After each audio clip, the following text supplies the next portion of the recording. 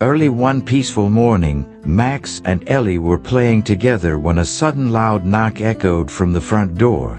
Curious, they rushed to see who it could be.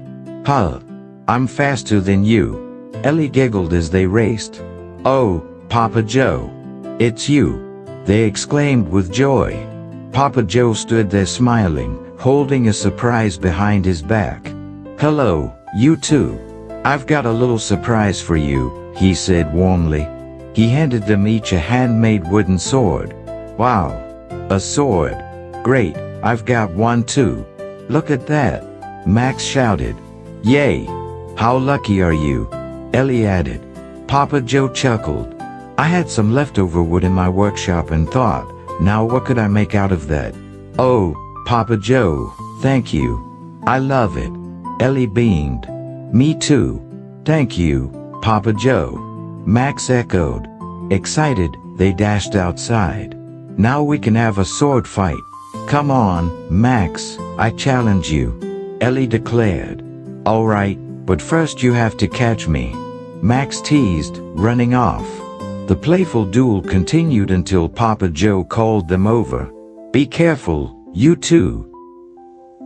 Come sit here for a moment. I want to tell you a story about a young boy in the Bible who had a lot of courage when it came to fighting." "Yes, please, Papa Joe.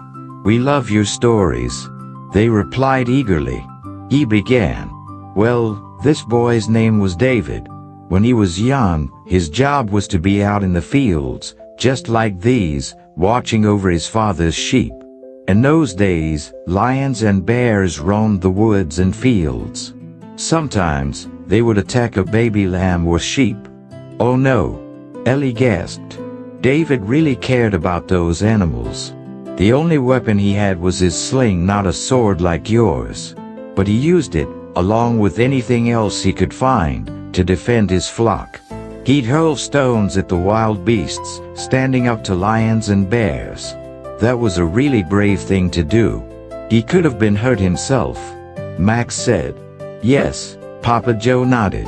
But David had great courage and never doubted that God would help him. He knew the sheep were too small to protect themselves, so he did it for them. Then, one day, David was asked to take some food to his older brothers, who were soldiers.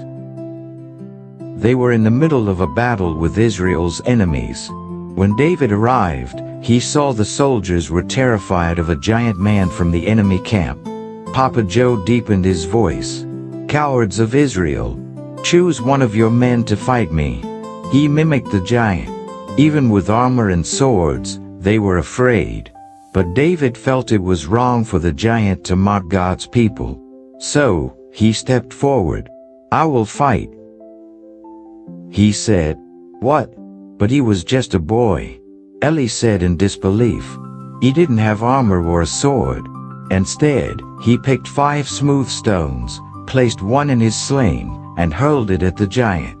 The stone struck the giant's forehead so hard, he fell and died. "Wow, he really did it," Max exclaimed. Yes, David trusted in God's power.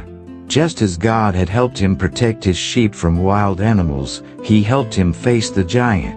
"That was so brave," Ellie said.